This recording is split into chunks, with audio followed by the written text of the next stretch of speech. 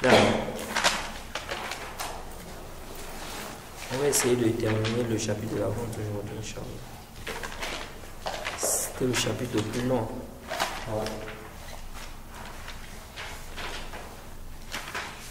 Là. Tu lis? Vas-y.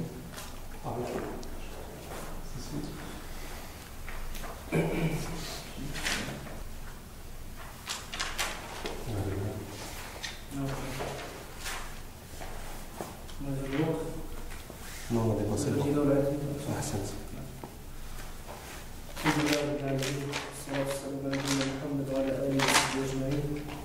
أما بعد باب الهبة والعطية والوصية. نعم. بسم الله والصلاة والسلام على رسول الله أما بعد. Le cheikh dit donc, chapitre ici, les dons et les legs testamentaires. Donc il va nous parler ici des dons et des legs testamentaires. نعم. وهي من عقود التبرعات. نعم. Il dit ça fait partie des actes de libéralité. Ok? Ça fait partie des actes bénévoles. Donc, c'est-à-dire tu donnes ça sans contrepartie. نعم. فالهبة التبرع بالمال في حال الحياة والصحة. نعم. Il dit ici al-hiba. Al-hiba ici, c'est quoi? Il s'agit du don. Ok? Il dit le don, bien qui est donné alors que son auteur est en vie et en bonne santé. Donc tu es en vie, tu es en bonne santé. Tu donnes la chose à la personne. Ça c'est al-hiba. نعم. والعطية التبرع به في مرض موته المعروف. نعم. Donc il dit maintenant al-atiyya. C'est aussi un don. Mais ça, la différence c'est quoi? C'est que ça, c'est un don qui est effectué durant une maladie mortelle dont on craint pour son auteur. On craint qu'il va mourir. Il va mourir à cause de cette maladie-là. Donc ça c'est atiyya. نعم. والوصية التبرع به بعد الوفاة. Maintenant al-wasiyya. Ça c'est quoi? Le legs testamentaire. Ok? Donc tu fais un testament où tu lègues quelque chose. Ça là, il dit, c'est quoi? Il s'agit ici de quoi? D'un don ou de quelque chose que tu donnes qui prend effet après ta mort. Ok? Après ta mort. Non. فالجميع داخل في الإحسان والبر. Non. Il dit ici, tout cela entre dans quoi? Dans le ihsan et dans le birr. Et on a plein de textes qui nous encouragent à faire du bien. Tout ça, ça rentre dans quoi? La bienfaisance. Le fait de donner, n'est-ce pas, des choses aux gens sans attendre quoi? Sans une contrepartie. Ça fait partie des choses qui sont recommandées dans la législation. نعم. فالهبة من رأس المال والعطية والوصية من الثلث فأقل لغير وارث. Un point qui est aussi important, un point qui est important à comprendre aussi, c'est que il est mieux de donner quand tu es en bonne santé, c'est-à-dire tu n'es pas dans un état où tu es malade, on craint que tu meurs. Pourquoi?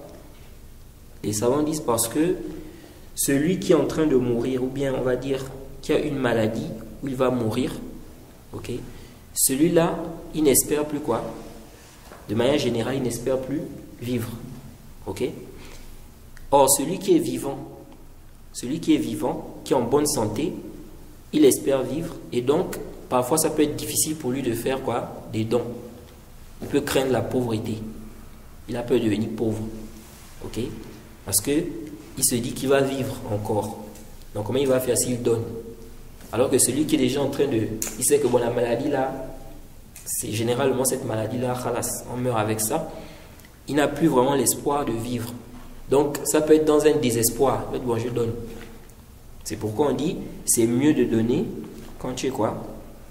En vie. C'est pourquoi c'est venu dans le Sahih. On a posé la question au prophète, quelle est l'aumône qui a le plus de récompenses? Il a dit, anta saddaqa wa anta sahihun shahih takhsha al-faqr. Takhsha al-faqr. Il a dit, c'est quand tu fais l'aumône en étant en bonne santé et tu crains quoi? La pauvreté. C'est ça qui Donc tu as peur. C'est le mot là, craindre la Ok. pauvreté. Là. Non. Ok. Aujourd'hui, vous allez voir que il est difficile de donner lorsque quoi? Lorsque tu crains que ça va finir. Effectivement. C'est là où c'est dur. Parce que je dis, ah, si je donne, c'est fini. Mais quand tu as beaucoup, tu sais que non, je peux donner. Tu vois, tu ne crains pas vraiment. Donc celui-là qui donne alors qu'il craint, il est meilleur. Ah, ça veut pas. Ok. Naam. Donc ici là, le cheikh a dit, naam, vas-y. فالهبة من رأس المال والعطية والوصية من الثلث فأقل لغير وارث. Naam. Donc le cheikh dit, le riba, donc le don, n'est-ce pas, ordinaire, il peut s'appliquer sur tous les biens. Ça veut dire quoi? Ça veut dire que la personne peut donner tous ses biens. Ok? Il dit, mais le atiyah, donc le don qu'on donne lorsqu'on est malade, d'une maladie dont on craint donc la mort, et puis le legs testamentaire, ça là, tu ne dois donner que le tiers de tes biens ou bien en dessous du tiers. Ok? Pour autre que les héritiers. Parce que comme on va voir, les héritiers ne méritent pas quoi? De legs testamentaire.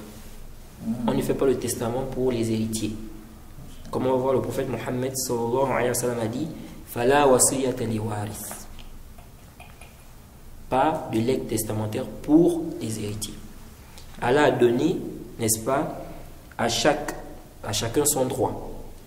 Pas de testament ou pas de legs testamentaire pour les héritiers. Donc, c'est contraire à l'islam le fait de dire je fais un testament pour mes héritiers, tout ça là. Non. Les héritiers, ils ont déjà leur part dans le Kitab wa Sunna. Il n'y a plus de testament, de legs testamentaire à faire pour eux. Donc, le cheikh a dit la wasi, il y a donc le legs testamentaire, ou bien ce que tu donnes lorsque tu es malade, d'une maladie, on va dire fatale. C'est quoi? C'est le tiers et ceux qui sont en dessous du tiers. Pour ceux qui ne sont pas des héritiers. Donc tu ne donnes pas ça aux héritiers. Là c'est 1. 2, ça doit être le tiers de tes biens. Ou moins que le tiers. Pas plus. Donc si tu fais un legs testamentaire, tu fais un testament pour donner des biens à des gens, ça doit être quoi? Le tiers ou bien quoi? Ou bien moins que le tiers. Et on va voir le hadith que le cheikh a cité ici là, du prophète, où il a dit Al-thulusu kathir. Il a dit le tiers c'est déjà beaucoup. Parce qu'il a demandé au prophète, le compagnon a demandé au prophète, est-ce que je peux donner la moitié de mes biens? Ok. Le prophète a dit non.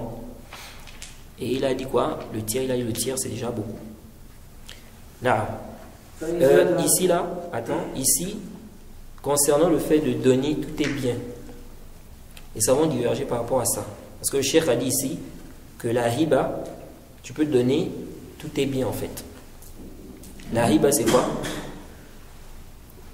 La riba c'est le nom ordinaire. Ordinaire, c'est-à-dire que tu donnes ça quand tu es en vie et en bonne santé. Ok?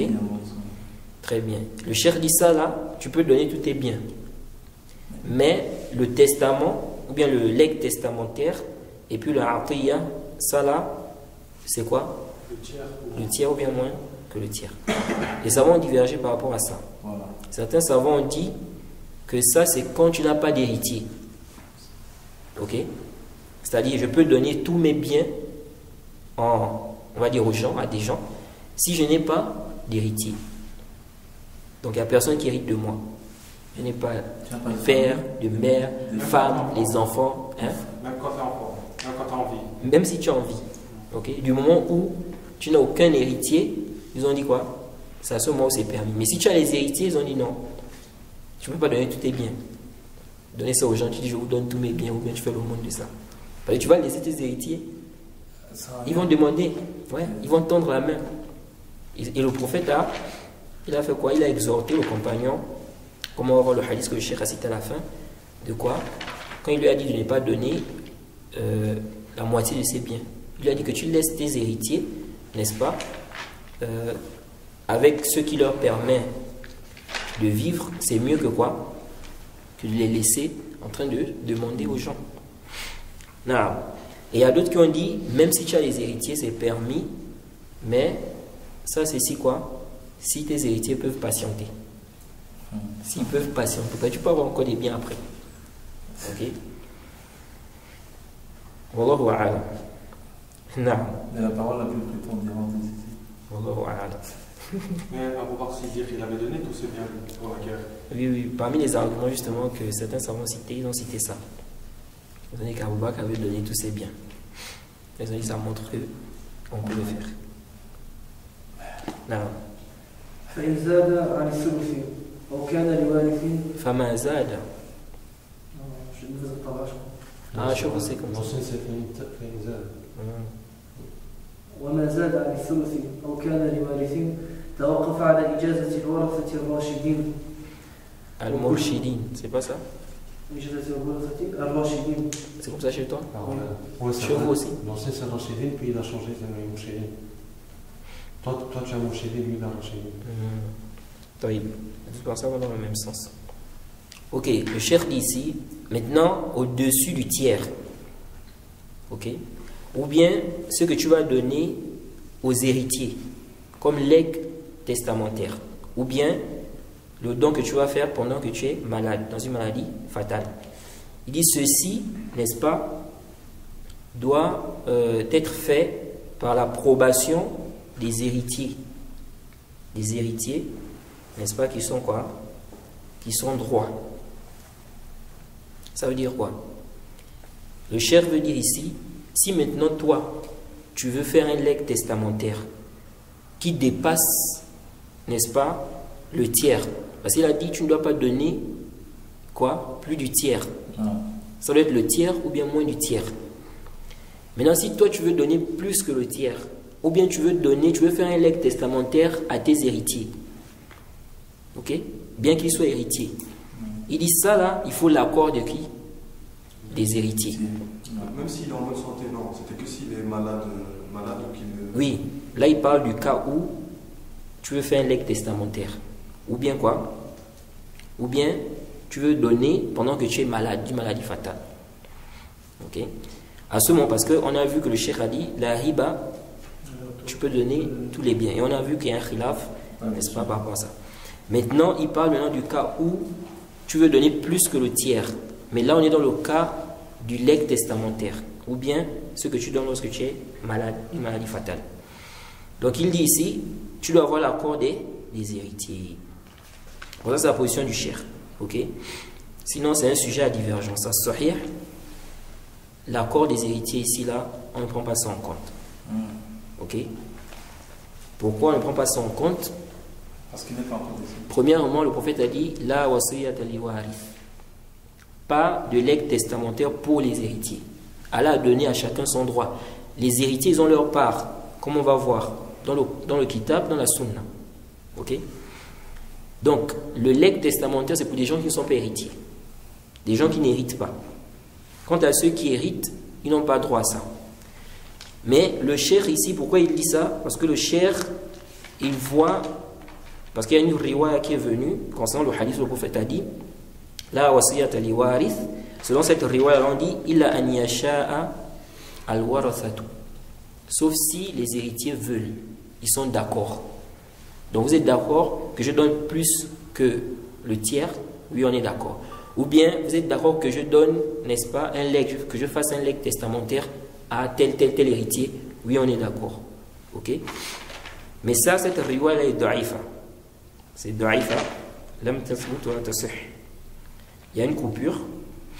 Et puis, il y a des riwayats qui sont très faibles.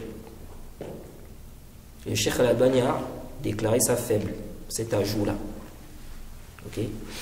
Donc, ce qui est juste, allez le plus savant, les héritiers n'ont pas droit à un legs testamentaire. Ils ont leur part déjà dans le Kitab wa Sunna. Khalas, c'est fini. Donc, le legs testamentaire, c'est pour ceux-là qui n'héritent pas. Soit ce ne sont même pas des héritiers à la base, ou bien à la base ce sont des héritiers, mais ils ont été empêchés par d'autres héritiers. Parce que comme on va voir, il y a des gens qui empêchent d'autres personnes d'hériter. Ok? Par exemple, ton fils, si tu as un fils, il empêche tous tes frères et sœurs d'hériter. Ok? Quelqu'un qui a un fils, par exemple, tous ses frères et sœurs ne peuvent plus hériter de lui. Alors qu'à la base, les frères et les sœurs héritent. Mais l'enfant là, il empêche tous les frères et sœurs d'hériter. Donc, dans ce cas-là, tes frères et tes sœurs ici, tu peux faire quoi? Un legs. Parce qu'ils ne sont pas quoi? Des héritiers ici. Même si à la base, ils sont héritiers. Naam. Ensuite, on dit aussi, parce qu'il y en a qui ont dit, oui, c'est leur haq. Ils ont dit, ici, là, il y a Juz, s'ils sont d'accord, parce que c'est leur droit. Donc les héritiers peuvent dire, oui, on est d'accord, donne plus que le tiers. Ok? Ou bien donne, tu peux faire un legs testamentaire aux héritiers. Nous disons non. On dit quoi? On dit c'est pas leur haq, parce que, à quel moment c'est leur haq? C'est après la mort de la personne. De son vivant, c'est pas encore leur haq. Ça appartient à qui? Effectivement. Jay. Donc ils n'ont pas de haq ici là. Vous dites que non, c'est notre haq, on va dire, on peut donner l'accord. Et si ça a été fait? Si ça a été? Si ça a été quand même fait, mais qu'après quelqu'un trouve la preuve de ça. Je n'ai pas bien compris. Donc si le legs testamentaire a été fait, et qu'ensuite, après la mort, etc., même plusieurs années plus tard... On renvoie ça à l'héritage. Ça doit revenir à l'héritage. On ramène ça à l'héritage. Ok? On ramène ça à l'héritage parce que une fois la personne est morte, ok, tous les biens, n'est-ce pas, doivent être partagés entre les héritiers. Ok? Donc si maintenant lui il a fait un legs testamentaire et puis après sa mort on voit ça, on ne prend pas son compte. Parce qu'on voit que c'est mukhalif, ça contredit quoi? S'il a fait un legs aux héritiers, on parle bien des héritiers. Donc ici, là, on ne va pas prendre son compte. Parce qu'on voit que ça contredit quoi, les textes. Le prophète a dit là, wasiyatan li waris. Ok? Et puis, comme on a dit, le fait de dire que non, si eux, ils donnent leur accord, c'est bon, non. Parce que ce n'est pas encore leur haq. C'est leur haq, une fois quoi? C'est après la mort de quoi? Du défunt. Non. Ou de celui qui est mort. وكلها يجب فيها العدل بين أولادهم لحديث اتقوا الله واعدلوا بين أولادكم متفق عليه. Naam. Ensuite le cheikh a dit tout ça là, ok, donc al-hiba, al-atiya, wasiya, il dit il faut quoi? Il faut l'équité entre les enfants. Tu dois être équitable quand tu vas donner des choses à tes enfants, il faut être équitable. Ok? Il dit à cause du hadith où le prophète a dit craignez Allah et soyez équitable entre vos enfants. Et ce hadith, c'est une qissa. Ok? Un compagnon du prophète Mohammed sallallahu alayhi wa sallam est venu. Il a donné en fait quelque chose à l'un de ses enfants. Il a voulu que le prophète soit témoin. Ok? Donc il est venu voir le prophète. Le prophète a dit quoi? Le prophète lui a demandé, est-ce que tu as fait la même chose? Est-ce que tu as fait ça avec les autres enfants? Il a dit non. Le prophète a dit donc, ne me prends pas comme témoin pour cela. Ok? Il a dit, fa inni la ashhadu ala jawrin. Je ne témoigne pas, je ne prends pas, je ne suis pas témoin, n'est-ce pas, au sujet de quoi? D'une injustice, une transgression. Donc ça veut dire quoi? Ça veut dire que si tu as des enfants, tu dois être équitable. Ça veut dire quoi être équitable ici? Ici, les savants ont divergé. Est-ce que, quand on dit équitable ici, ça veut dire que tu dois leur donner les mêmes choses? Donc si je donne par exemple, supposons j'ai une fille et un garçon. Je donne 100 000 à un garçon. Ça veut dire que je dois aussi donner 100 000 à la fille? Les savants ont divergé. Certains savants ont dit, oui, c'est comme ça. Si tu as donné 100 000 au garçon, je donne aussi 100 000 à la fille. Tu as acheté la voiture au garçon, tu achètes aussi la voiture à la fille. D'autres ont dit non. Équitable ici, c'est par rapport à l'héritage. Ok?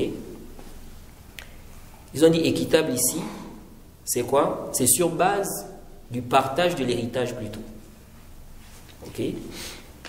Et ça, c'est la position de la majorité des gens de science. Comment ça à l'héritage? Allah a dit yusikumullahu fi awladikum lizakari mislu hazzil unsayayni. Ok?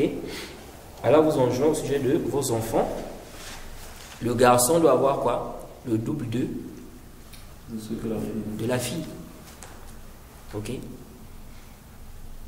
L'équité en réalité, c'est pas quoi? C'est pas l'égalité. Hein? Ça, c'est d'abord un point qu'il faut comprendre. Parce que quelqu'un peut avoir une ishkal, il peut dire, mais on a dit d'être équitable.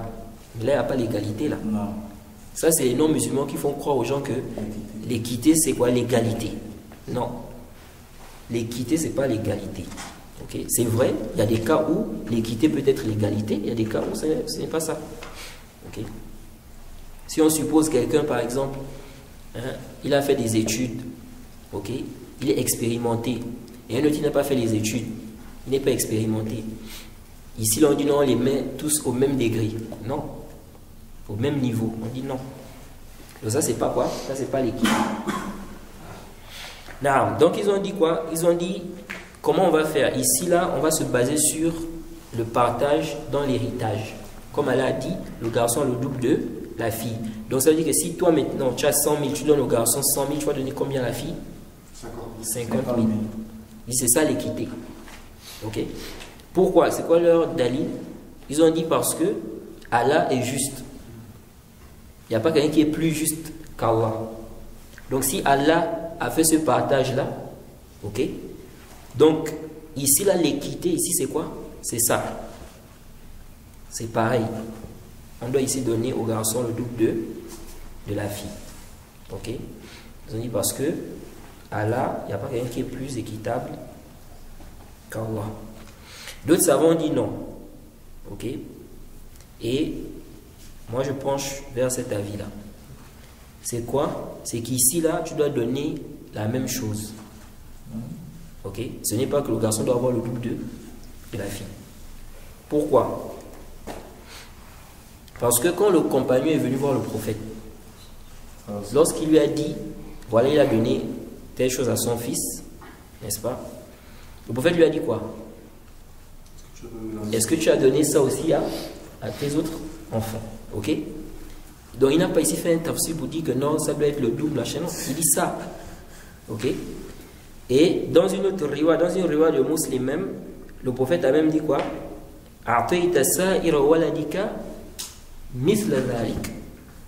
Est-ce que tu as donné la même chose là au reste de tes enfants? Donc le zahir, c'est quoi? C'est que c'est la même chose. C'est quoi? C'est que c'est la même chose. Surtout que certains gens de science mentionnent même, et ça peut venir aussi renforcer cet avis-là.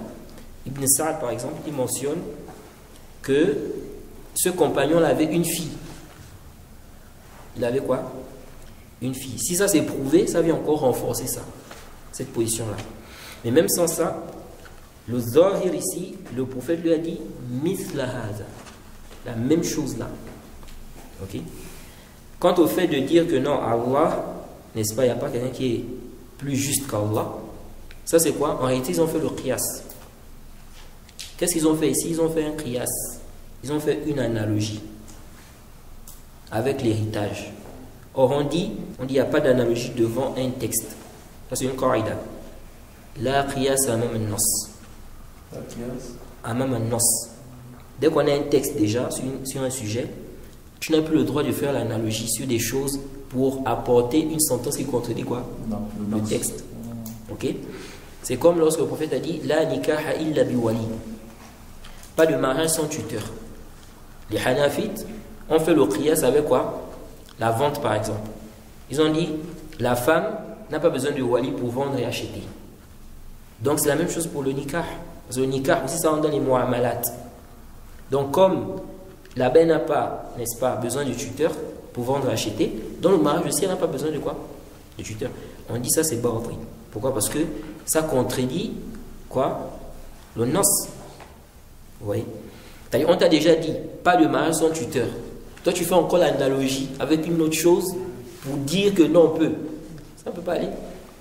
C'est quoi la qaïda, la qiyasa? La qiyasa amam an-nas. Bien vous allez entendre aussi d'autres savants qui vont dire l'ajtihada amam an-nas. C'est la même chose. Pas d'effort d'interprétation devant un texte. Le texte, on a dit ça. Toi, tu viens encore, tu amènes des réflexions pour contredire ça. Ça ne tient pas. Ok? Donc ici, nous disons, du moment où le prophète ici, il dit ici, mithla hadha, on ne doit plus venir encore dire non. Allah a fait, quand Allah a parlé de l'héritage, il a dit, le garçon le double de la fille, donc c'est la même chose ici. Wallahu a'lam, Allah est le plus savant. Donc ça veut dire quoi? Ça veut dire que si par exemple tu donnes 100 000 au garçon, tu donnes aussi 100 000 à la fille. 50 000 au garçon, tu donnes aussi 50 000 au garçon. Maintenant, les gens de science ont dit ça c'est quoi? Ça c'est dans ce que tu donnes en plus du infaq. Ok? C'est-à-dire les dépenses que tu fais sur tes enfants. Ça ne rentre pas là-dedans. Un exemple.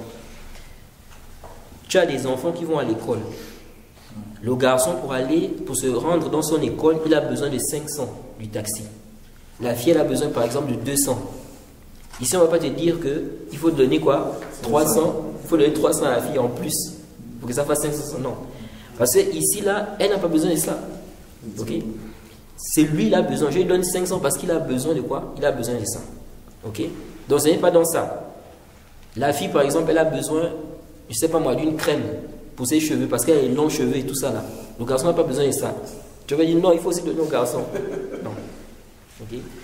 Mais ce que tu donnes en plus des dépenses là sur les enfants, donc des cadeaux comme ça, tu veux donner des cadeaux, des trucs comme ça, ça là, il faut quoi? Il faut l'égalité. L'équité et l'égalité. Okay? Donc l'équité ici là, c'est l'égalité. L'équité ici, c'est l'égalité dans le temps. Là, on parle du ton. Là, on parle du ton. Oui, on parle du ton. Et aussi, je n'ai pas parlé de ça. Il y a certains savants qui ont dit ce n'est pas obligatoire. Mais ça, ce n'est pas sahih. Ils ont dit ça, c'est déconseillé de ne pas être équitable. Ne pas être équitable, c'est déconseillé. Donc, c'est mieux d'être équitable, mais ce n'est pas obligatoire. La sahih, c'est obligatoire. Ok? On commet un péché si on ne fait pas ça. Parce que le prophète, déjà le prophète a dit quoi? Il dit craignant Allah, il a dit soyez équitable entre vos enfants, c'est un ordre. Deuxièmement, il a refusé de témoigner, n'est-ce pas, pour l'autre, le compagnon. Et il a dit qu'il ne témoigne pas sur quoi? Le jawr. Donc il a appelé ça injustice. Comment on veut dire non ici là, c'est macro seulement. Mais là, si je ne savais pas, il n'y a pas de souci, non? Je n'étais pas au courant de ça. Non, celui qui ne savait pas, khalas. Il était jahil, il ne savait pas, mais après il a su. Tes enfants, je sais que c'est la personne que tu aimes plus. Non, et puis ça aussi, il faut que les gens comprennent ça. Ça, c'est parmi aussi les asbab. C'est parmi les asbab aussi qui emmènent quoi? La haine entre les enfants, la jalousie entre les enfants, et même le fait de couper les liens. Parce qu'un père qui s'occupe plus de tel enfant que tel autre, il va avoir quoi? Il va avoir mal. Pourquoi mon père? Pourquoi c'est lui? Ouais, ils peuvent avoir la jalousie, ils peuvent vouloir même faire du mal à leur frère. Vous voyez? Et ça peut aussi emmener les enfants à quoi? À se diviser. Alors que l'autre, parfois, il n'est pour rien. C'est le père. Mais il ne l'aime pas parce qu'il voit que le père s'occupe plus de lui. C'est toujours lui, c'est toujours lui. Dans les familles, par exemple, vous allez voir que souvent les derniers, ils sont beaucoup chouchoutés, bien gâtés. Le dernier. Ouais. Parfois le premier et le dernier. Ceux qui sont au milieu là, souvent ils bougent qu'il a. Mais les premiers et les derniers là, ils sont souvent vraiment chouchoutés. Ouais. Ça, c'est pas bien dans les mais comme les savants ont dit, l'amour, tu peux aimer, c'est possible d'aimer certains enfants plus que d'autres. Parce que ça, tu ne contrôles pas ça. Okay? Par exemple, supposons parmi les enfants, on a un enfant, il fait bien l'école, il apprend bien, tout ça, tout ça. Le parent peut plus l'aimer. Ou bien il est plus, comment on va dire, s'occupe plus de son père ou de sa mère. Okay? Donc ça peut arriver. Mais ils disent que tu ne dois pas extérioriser ça. Ok? Tu ne dois pas extérioriser ça. C'est pas difficile, même avec les femmes, non? Donc c'est des choses qui amènent des... Vous voyez, l'islam, vraiment, il y a beaucoup de sagesse. Beaucoup de sagesse. Parce que ça, ce sont des choses qui emmènent la division dans la famille. Effectivement. La haine, la jalousie. Mais si un enfant, par exemple, il fait plus d'efforts... C'est parmi même les arguments aussi, les savants qui disent obligatoire. Ils ont dit parce que ça va conduire à ce qui est haram. Ça va conduire les gens à être jaloux. Ça va conduire à rompre les liens de parenté. Madame, tu dis? Mais si maintenant un enfant il fait plus d'efforts dans certaines choses et que le parent il veut entre guillemets, c'est pas vraiment une récompense, mais c'est comme une récompense, mais ça fait partie du don. Les savants parlaient de ça dans le cas où, par exemple, le papa demande à un des enfants, bien à certains enfants, de faire un travail. Ok? Il leur demande de faire un travail. Ils disent que ici là, il peut leur donner ce qu'il ne va pas donner aux autres par rapport à leur travail là. Okay. Mais pas par rapport à un acte, par exemple la bonté, par exemple, j'ai 3 enfants, et il y a un par exemple qui est beaucoup plus bon, non. Ici là non. Ici là non. Et maintenant, si je veux galvaniser les autres, je dis par exemple, si quelqu'un mémorise telle chose, je lui donne telle. Oui, ici, là, certains savants aussi ont autorisé ça. Ils ont dit, si tu dis par exemple, celui qui fait ceci, il a telle chose. Par exemple, tu dis, celui qui mémorise les moutons là, il a ceci. Celui qui a mémorisé, tu lui donnes. Ils ont dit, il n'y a pas de problème ici. Mais si tu sais que, par exemple, là on parle d'argent, un de tes enfants, il ne va pas forcément utiliser l'argent à bon escient. Donc il y en a 3, comme il a dit, et il y en a un, c'est le petit cancre de la famille. Il va aller, je ne sais pas moi, il va acheter de l'alcool, de la cigarette, etc. Donc là, dans ce cas-ci, tu dois donner à tout le monde la même chose, ou alors, non, avec lui si, parce que non, tu si, supposes plutôt pas, tu sais, mais tu supposes très fortement qu'il va... Non, à ce moment, tu vas lui donner pour faire quoi? Ça dépend maintenant. Tu dois voir, par exemple, si tu as par exemple donné pour acheter, je ne sais pas, telle chose, tu achètes une bonne fois toi-même.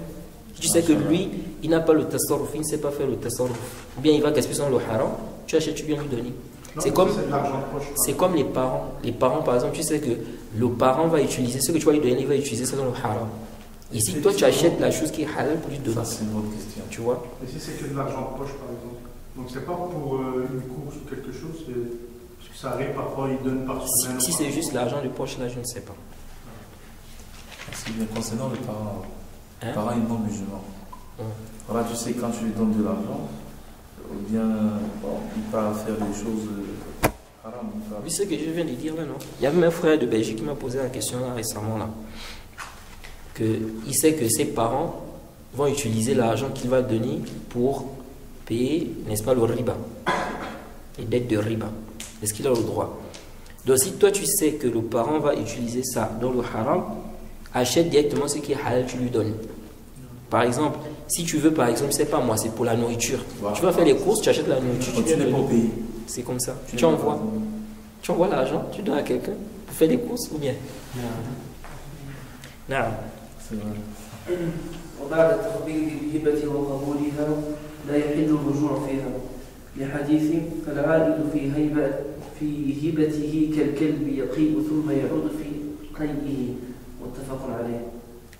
وفي الحديث الآخر لا يحل لرجل مسلم أن يعطي العطية ثم يرجع فيها إلا الوالد فيما يعطي ولده. أهل السنة. Ah bon? Je ne sais pas. Ouais. En fait, tu peux voir ici, dans la hachia. Ah, il a mentionné ça dans la hachia. C'est comme ça que moi je sais. Il n'y a pas d'ishkal. Ici, là, le cheikh dit maintenant, après avoir récupéré le don. Donc, tu as fait un don, tu as récupéré ça. Ok? Tu as accepté. Il dit, il n'est pas permis de revenir sur ça. Donc, tu n'as plus le droit de dire, je reprends ma chose. Je t'avais donné ça, rends-moi ma chose. Comme ça se passe aujourd'hui.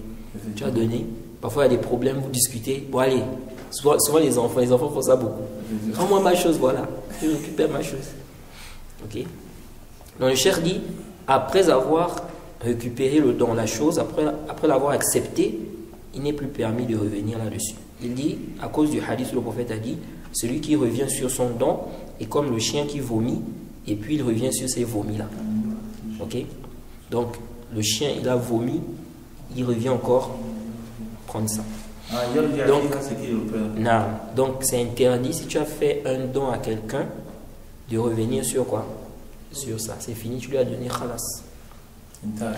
Maintenant, ici, le cheikh a dit, après qu'il ait récupéré et qu'il a accepté. Pourquoi il a précisé ça? Parce qu'en fait, les savants ont divergé. À quel moment je n'ai plus le droit de revenir sur le don? Certains ont dit, c'est quoi? C'est après que celui à qui tu as donné la chose a récupéré la chose. Donc je t'ai donné, par exemple, un téléphone ou bien des chaussures, tu as pris, c'est fini, là je ne peux plus récupérer ça. D'autres ont dit non. C'est à partir du moment où tu as dit je te donne, même s'il n'a pas encore récupéré. Donc je te donne mon téléphone, ou je te donne, je ne sais pas, telle chose. Voilà, c'est fini. Tu n'as plus le droit de revenir sur ça. Et même si tu n'as pas encore fait, même si tu lui as pas même s'il n'a pas encore récupéré. Non, voilà. Même s'il n'a pas encore récupéré. Ok? Mais le cheikh ici, lui, il est dans la position des savants qui ont dit c'est quand il va récupérer. C'est pourquoi il a dit ba'da taqbidi, donc après avoir récupéré le don, wa qabuliha. J'ai une question ici. Ok? Donc, ça c'est une différence entre les gens de science. Bon, moi je penche plus vers l'avis des Malikites. Les Malikites ont dit non. Ils ont dit dès que tu as déjà dit que je te donne, c'est fini. Tu ne dois plus revenir sur ta parole pour dire que non, je vais récupérer ça. Même si la personne n'a pas encore récupéré. Ok? Car ici, ils disent que c'est déjà un don aussi. C'est déjà quoi? C'est déjà un don, même si la personne n'a pas encore récupéré. Wallahu a'lam. Parce que mon père il va me donner une. En fait, quand j'étais encore au lycée, il m'a donné une chambre. Il m'a dit la chambre, c'est la tienne.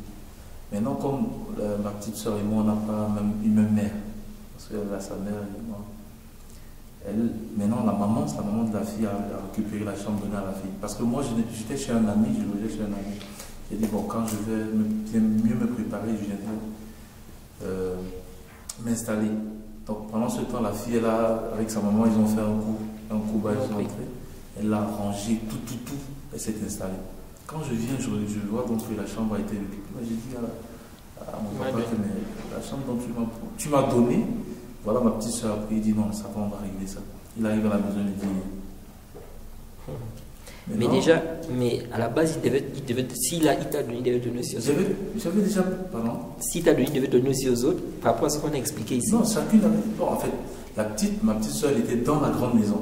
Elle voulait s'installer dehors. Est-ce qu'une fille reste dehors? La chambre était à l'extérieur. Toi, tu n'avais pas d'endroit où dormir? Non, mon ancienne chambre, c'était là, mon petit frère. Vous tous avez des endroits où dormir, donc? Oui. Alors ça, c'est un plus, donc il te donne. Mais là, c'est comment? Dans la chambre me revient. Comment ça?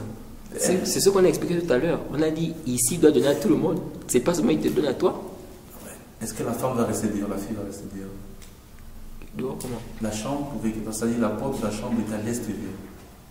Elle est une fille, elle ne peut pas dormir seule dehors. Je n'ai pas compris. Tu as compris? Non, elle ne peut pas comprendre ça. En Afrique, il n'y a pas de maisons avec des maisons. En fait, oui. Il y a des chambres. En fait, souvent une chambre à l'extérieur pour les étrangers, en fait. Bref, on va revenir sur ça vers la fin. On avance d'abord, sinon on va pas. Non. Ensuite, le cheikh a dit ici, il n'est pas permis à un homme, un musulman, de donner, n'est-ce pas, donc de faire un don, puis il revient sur cela, sauf le père pour ce qu'il a donné à son enfant. Donc un père, il a fait un don à son enfant, lui il peut revenir, il peut récupérer, ça il dit je récupère. Il dit c'est rapporté par les gens de Sunan. Est-ce que la mère aussi est considérée, ou bien est-ce que la mère aussi rentre dans ce jugement? Il y a une divergence entre les savants par rapport à cela. Certains gens de science ont dit c'est seulement le père, d'autres ont dit même la mère aussi, parce qu'elle a des droits aussi sur, n'est-ce pas, l'enfant. C'est peut même qu'elle ait plus de droits que le père. Okay. C'est à n'importe quel moment. Hein? Le père, c'est à n'importe quel moment. N'importe quel moment. La mère aussi, selon la divergence. Si on prend la vie des savants qui ont dit, la mère aussi. Non. Donc c'est le père avec son enfant, c'est ça? Oui, le père avec son enfant. En dehors de lui, donc les autres là, donc tu as fait un don à ton ami, ou bien à quelqu'un, tu n'as pas le droit. Non. Et à ton frère? Pareil. Non.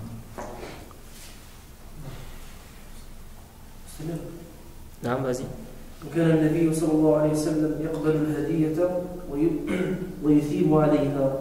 نعم, il dit le prophète acceptait, n'est-ce pas, les cadeaux et il rétribuait celui qui lui donnait le cadeau. Ok? C'est dans Al-Bukhari. Ça montre quoi? Le fait d'accepter les cadeaux déjà et aussi de récompenser celui qui te donne des cadeaux. Ça c'est demander aussi. Quelqu'un qui t'a donné un cadeau, c'est bien de faire quoi? Comment ils appellent ça déjà? Oui, mais il y a souvent une expression là. Renvoyer la balle. Hein? Je ne sais pas si c'est rendre la balle. En tout cas, une expression. Pour dire en fait, non, pour dire que je te rends en fait. Le bien que tu m'as fait là, je te rends aussi ça. Okay? Donc ça aussi c'est demander. Vous voyez? Et les sagesses dans ça c'est quoi? Comme les gens de science le disent, c'est pour ne pas avoir quoi, comment on dit, entre griffes, une dette morale. Ok?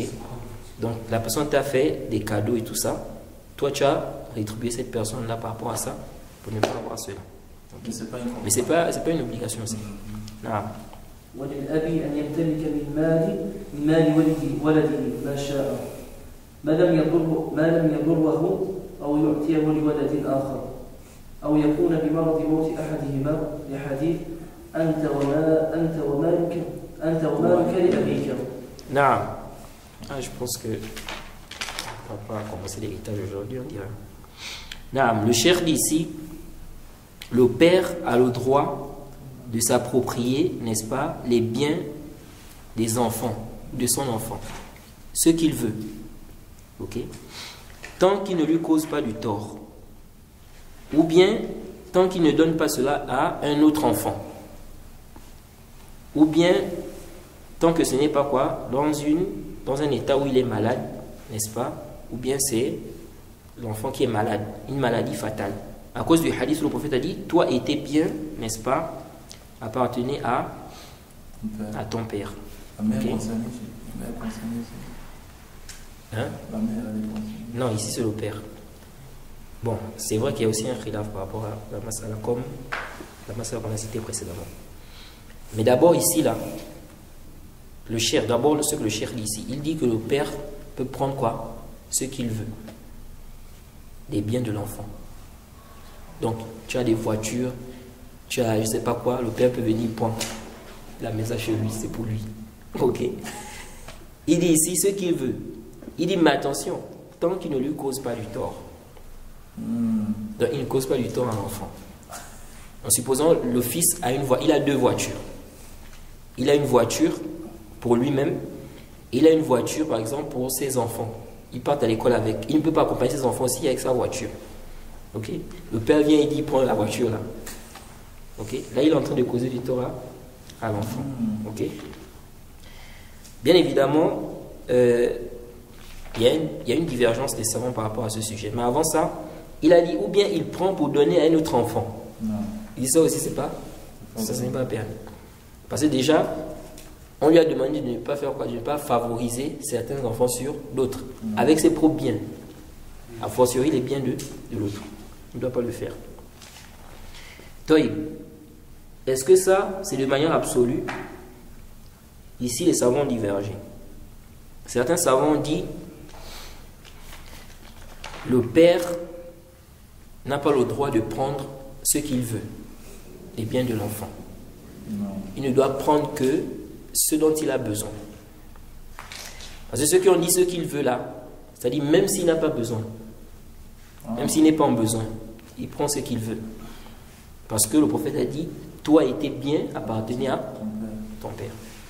D'autres ont dit non, il prend uniquement ce dont il a besoin, tant qu'il ne cause pas du tort à l'enfant.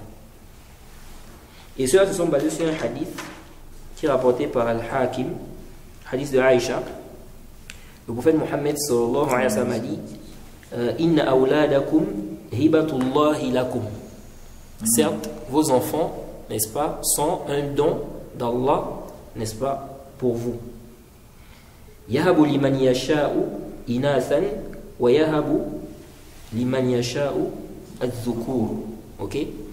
Il donne à qui il veut des femmes, donc des enfants, des filles, on va dire, et il donne à qui il veut aussi des garçons. Ok? Ensuite, on dit quoi? Que le prophète Mohammed sallallahu alayhi wa sallam a dit, Fahum wa amwaluhum lakum in ihtajtum ilayha. Ok? Eux et leurs biens vous appartiennent si vous en avez besoin. Le Cheikh Al-Albani a authentifié ce hadith je crois dans le Irwa, dans le Silsila, entre les deux. Il a fait un ta'aliq par rapport à ça. Alaykoum salam wa rahmatullah. Il a fait un ta'aliq par rapport à ça en disant que on tire de ce texte une faïda. Il dit peut-être que tu ne vas pas trouver ça ailleurs. C'est que cet avis disant que le père peut prendre ce qu'il veut, il dit ce n'est pas quoi? Sahih. Cheikh Al-Albani dit ce n'est pas sahih. Pourquoi? Parce qu'il dit qu'ici on a dit in ihtajtum ilayha. Si vous en avez besoin. Donc c'est pas il prend ce qu'il veut, même s'il n'a pas besoin. Ok. Mais certains savants ont rendu faible la partie où on dit si vous en avez besoin. C'est encore un débat là-bas. Okay. Mais le Cheikh Al-Albani il a authentifié ça. Ok.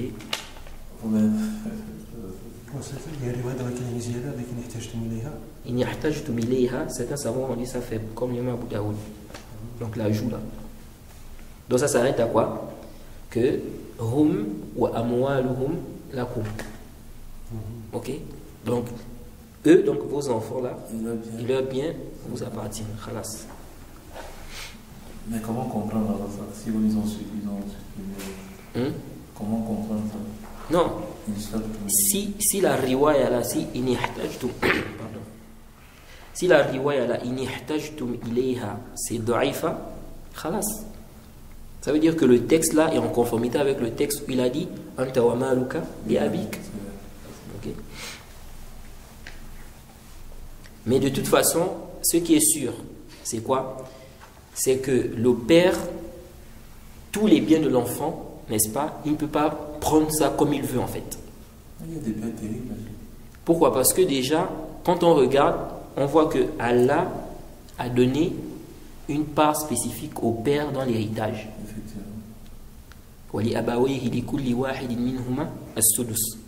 Ok? Que le père, donc le père et la mère, chacun d'eux a quoi? Le 6e des biens. Si à quoi? Si vous avez d'enfants, pardon. Donc, pardon. Donc ici là, ça montre quoi? Si Allah a mis, c'est-à-dire on a donné au père le 6e, à la mère le 6e, ça prouve quoi? Ça prouve que tous les biens là, c'est pas pour eux. Il y a des hukuk, il y a des gens qui ont des droits dans ça. Ok? Donc on ne peut pas dire que le père peut prendre des biens comme ça de l'enfant, c'est pour lui, c'est bon. Sinon pourquoi dans l'héritage on a fait un taqsim et on a dit ici qu'il aura le 6e. Ah. وعن ابن عمر رضي الله عنه مرفوعا ما حق امرئ مسلم له شيء يريد ان يوصي فيه يبيت ليلتين الا وصيته مكتوبه عنده متفق عليه. نعم. وفي الحديث ان الله قد اعطى كل ذي حق حقه فلا وصيه لوارث رواه اهل السنن وفي لفظ الا ان يشاء الورثه. Il dit ici que Ibn Omar a dit, que le prophète a dit, aucun musulman, n'est-ce pas, qui possède un bien dont il veut léguer par legs testamentaire,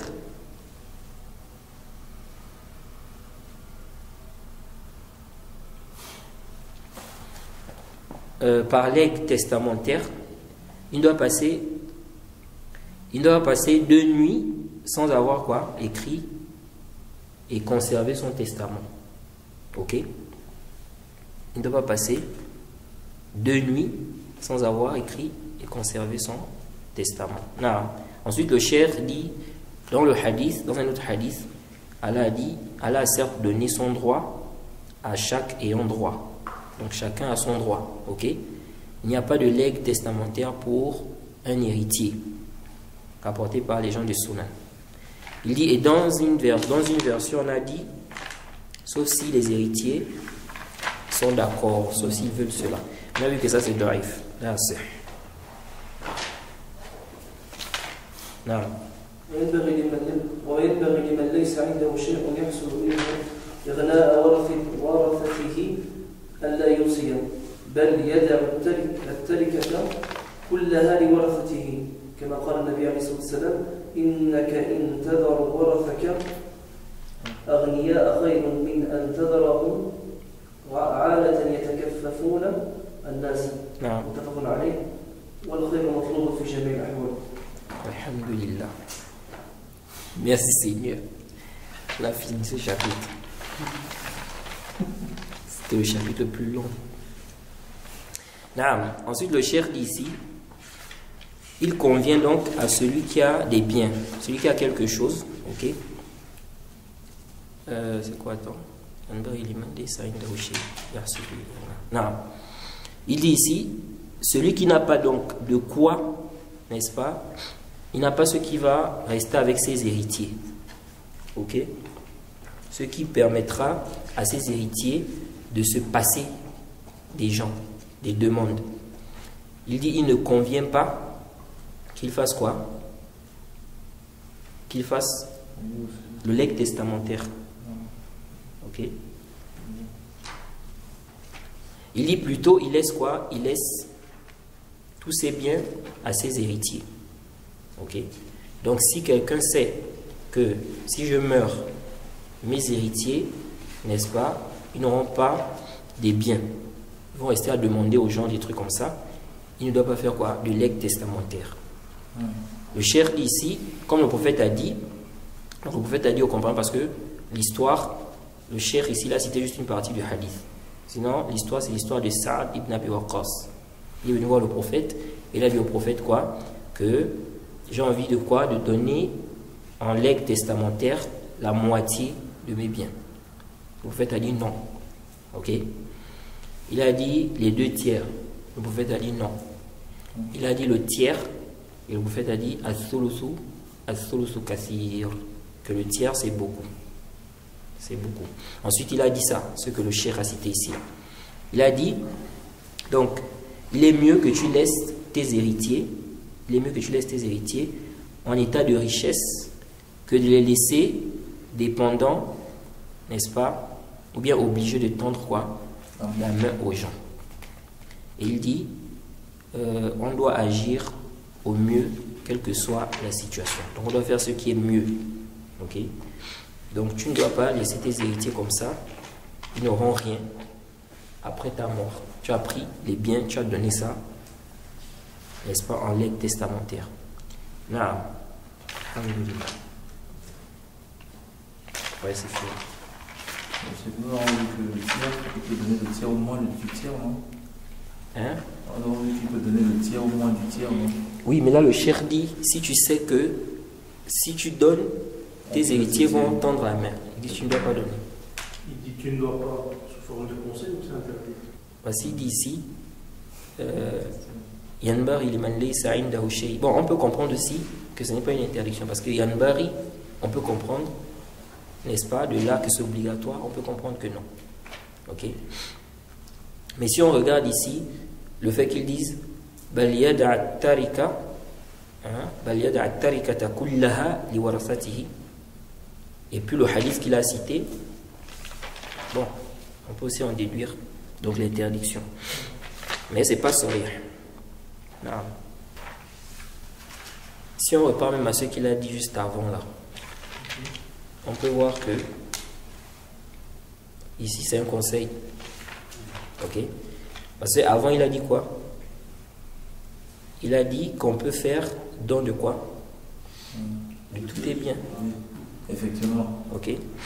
Il n'a pas fait le tafsil entre celui qui est les héritiers, est-ce qu'il a des héritiers ou pas? Ok? Non. Sa position, c'est. Hein? Sa position maintenant, c'est. De quoi? Il parle du fait de. Ah. Mais c'est ce que je viens de dire là, non? Je dis si on regarde, parce que ici là, il n'a pas fait le tafriq. Tu vois?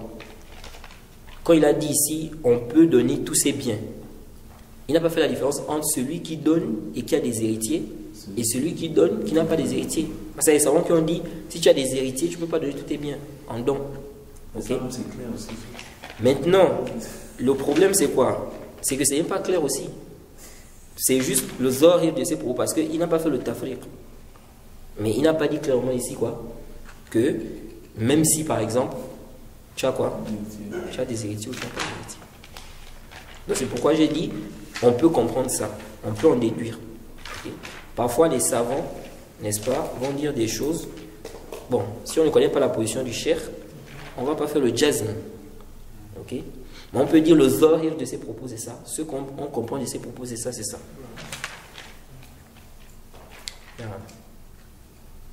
On prend le début de l'héritage ou bien demain?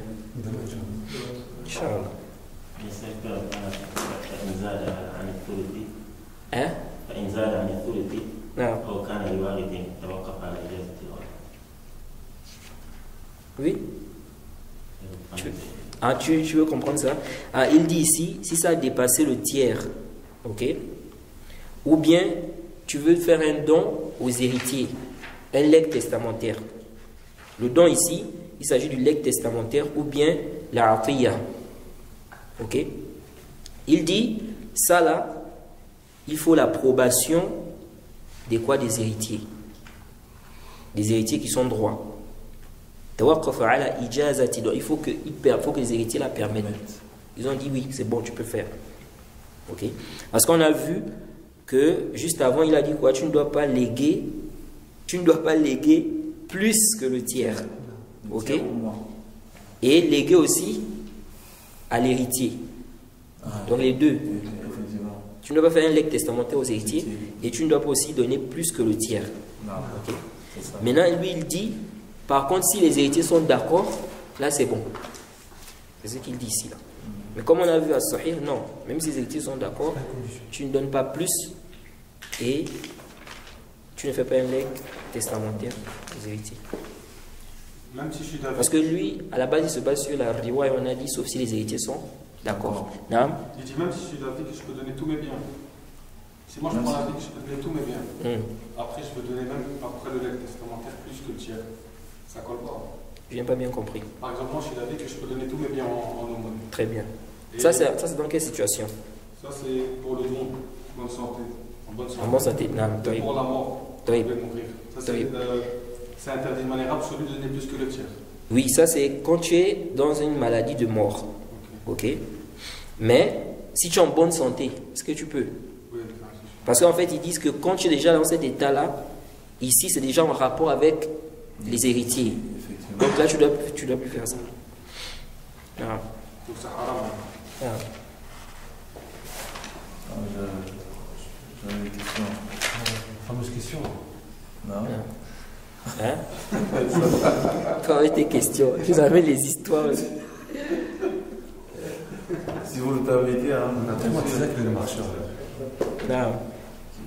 En fait, il y a un prédicateur nigérien qui dit en fait qu'il rapportait des compagnons et des tabérines qui ont permis le fait d'écrire des versets coraniques sur des ardoises, laver et boire. Il dit Ibn Mas'ud, Ibn Abbas, Ibn Abbas, là, sa femme était enceinte et elle avait des difficultés à l'enfantement et il a demandé qu'on écrive des versets, on a lui a donné la vue. Bon, ça nécessite un tahriq. Est-ce que c'est authentique? C'est ça la première chose. Et apparemment, il voit. Mais en plus de ça, est-ce que le prophète a recommandé ça? Voilà. Le prophète n'a jamais recommandé ça. Au temps du prophète, il y avait des femmes qui tombaient enceintes. Beaucoup de femmes qui étaient enceintes. Oui. Le prophète n'a jamais recommandé cela. Donc, pourquoi on va faire ça?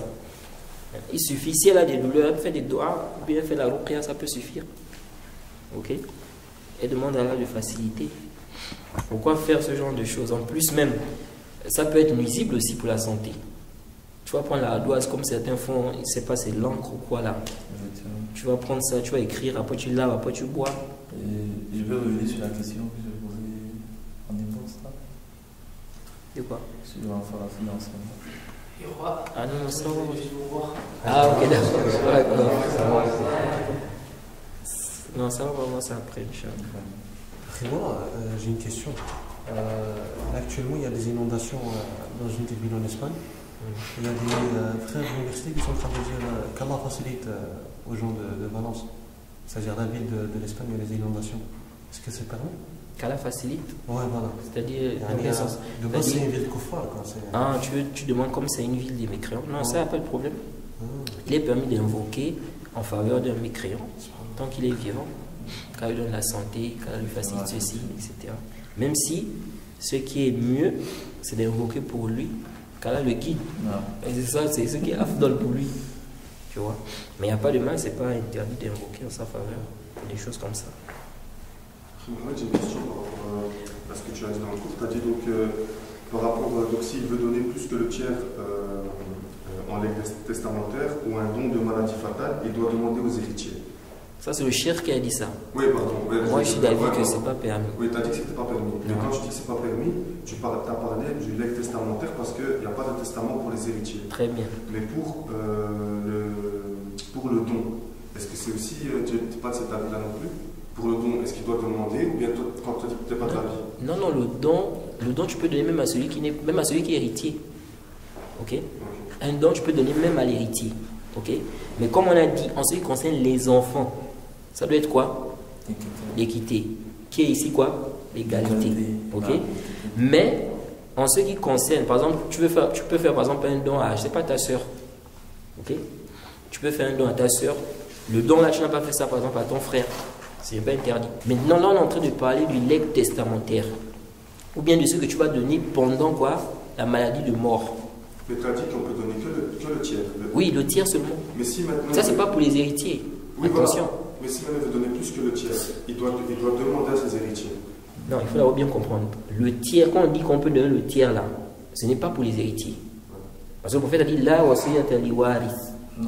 pas de legs testamentaire pour les héritiers. Ok? Donc ceux-là, il n'y a pas de legs testamentaire pour eux. Donc il n'y a pas dit que je veux donner le tiers en legs testamentaire. Maintenant, je peux faire un legs testamentaire pour celui qui n'est pas héritier. Ça peut être même un kafir. Il n'y a pas de mal. Ou bien, je ne sais pas, un parent, mais qui n'est pas héritier. Lui, tu peux lui donner, tu peux faire un legs testamentaire. Mais ici, là, ça doit être quoi? Ça doit être le tiers ou inférieur, pas plus. Mais s'il veut faire plus, il doit demander aux héritiers. Moi, je ne suis pas de cet avis. Ça, c'est la vie de Michel. Michel lui dit, tu demandes. Parce qu'il voit le hadith, c'est sahih. Donc, tu n'as pas d'avis sur les deux, en fait. Ouais, ah, c'est bien d'écrire avec le crayon. C'est mieux, hein, c'est ce que je vois. Le crayon, après, il a directement effacé. Avec le temps, ça peut c'est. Non, il va peut-être copier après. C'est vrai, ouais, c'est bien pour remettre un. C'est ça. C'est ça le crayon. Tu vas voir que ça va s'effacer. Ouais. Non, je veux dire, comme il y a eu erreur, voilà, il est revenu sur. Ah oui, c'est vrai. Tu peux effacer. Bon, en fait, quand je parlais de la chambre, c'est qu'au Cameroun, quand on parle, au Cameroun partout, quand on construit des maisons, il y a des chambres qu'on laisse à l'extérieur de la maison. Vous comprenez un peu? Comme, je ne sais pas si au Gabon on fait la même chose pour les étrangers. L'extérieur de la maison, comment? Donc voilà une maison. En fait, c'est leur ordre. Dès qu'il y a un invité, alors ils lui laissent son tour à la maison. Voilà, c'est ça. Non, comment c'est bizarre quand il existe, c'est bizarre. D'accord, tu peux être avec ta femme et tes enfants, des gens qui c'est ce qui est connu dans la culture. Voilà, je juge en fonctionnement propre. Tu peux même faire ça en location ou bien donner un peu grand de la maison, ou bien c'est quelqu'un qui veut s'aider. C'est hors de. Oui, c'est hors de la maison, c'est pas dans la maison. Ça veut dire, oui, par exemple, comme un jardin, effectivement. On peut dire par exemple. On peut dire par exemple que ta maison, par exemple, c'est clôturé. Il y a un portail. Ouais. On va dire il y a le salon, par exemple, et tout. Maintenant, tu as une petite salle à l'extérieur là-bas. Effectivement. Ça peut être toujours dans le même bâtiment, mais à l'extérieur. Mais c'est quoi l'ishkal dans ça? Est-ce qu'il y a l'ishkal? Je dis, comme on m'a donné. Maintenant, la fille veut récupérer, la fille a récupéré. Oui. Est-ce que c'est normal? Elle a récupéré pourquoi? Parce que. C'est aussi la fille de ton père, non? Effectivement. Mais c'est ce que j'ai dit tout à l'heure. S'il t'a donné, il doit donner aux autres. C'est comme ça. Pourquoi il privilégie? Pourquoi toi il te privilégie? Pourquoi toi il te donne, il ne donne pas? Sauf dans le cas où, peut-être, si tu étais dans le cas où tu n'as pas où rester. Tu vois? Mais j'avais déjà donné ma chambre. Le père t'a donné. Il t'a donné ça. Il t'a dit, bon, comme tu n'as pas un endroit où rester, voilà. Effectivement, ça, c'est pas pour ça. Si j'étais chez un ami, je logeais chez un ami. Si tu as un endroit, là, il te donne encore, non? Je logeais chez un ami. Donc, tu n'avais pas d'endroit où rester. Non, je n'étais plus à la maison. Ouais, si c'est dans le cas que tu n'avais plus d'endroit où rester, il t'a donné ça, khalas. Parce que comme on a dit, les dépenses dans le haja, ici ça ne rentre pas dans ça. Non. Ok. Ça veut dire qu'en principe, toi tu avais besoin de ça, ta soeur n'en avait pas besoin.